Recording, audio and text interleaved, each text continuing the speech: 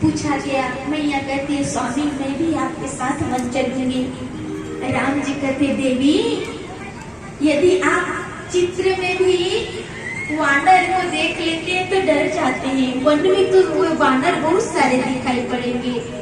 मैया कहते ना स्वामी मैं आपके साथ जाऊंगी, क्योंकि जब भी निकल जाए तो शरीर का कोई अस्तित्व नहीं है। हाँ, और यदि नदी में जल ना हो ना तो नदी का कोई अस्तित्व नहीं है।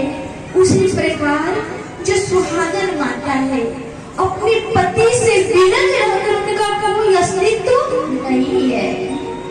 यदि आप मुझे लेकर नहीं जाइएगा तो ये आपके साथ मेरे प्राण सड़ जाएंगे।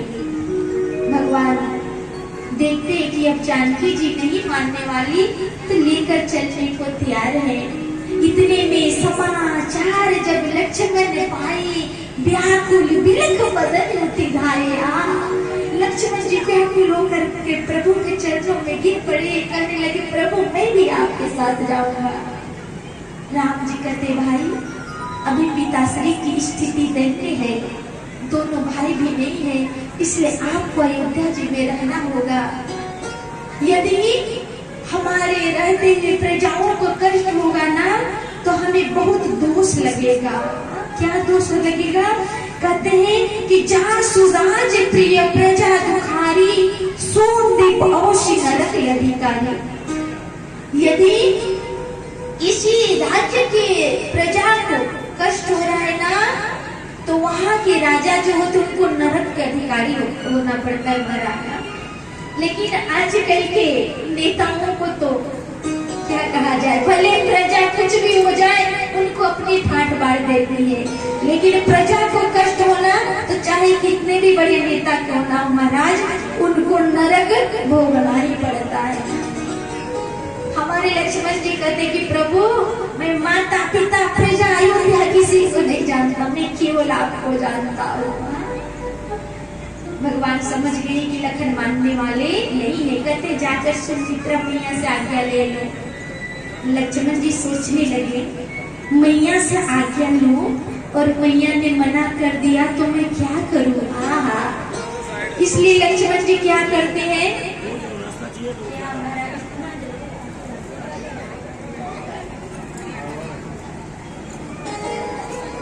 मैया मेरे प्रभु और मेरी मैया वन जा रही है, मैं भी चला, बस दौड़ने लगी।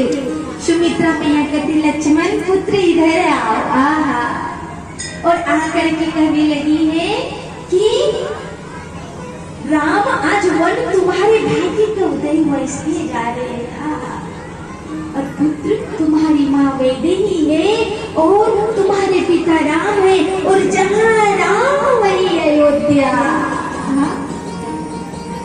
इसलिए ये पुत्र क्या करना, सारे विकार त्याग करके मन क्रम वचन से राम की सेवा करना, और सपने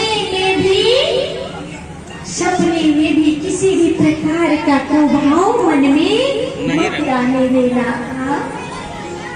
मैया की बात सुनकर के लक्ष्मण जी सोचने लगे महाराज कि भैया सपने में तो किन्हीं का वश नहीं रहता, यदि कहीं मैं सो गया और स्वप्न आ गया तो मैया का कहा हुआ बात तो रह नहीं जाएगा।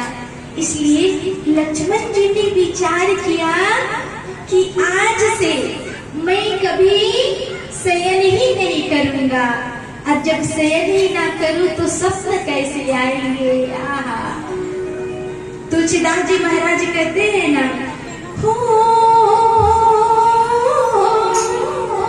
पुत्रवती जुग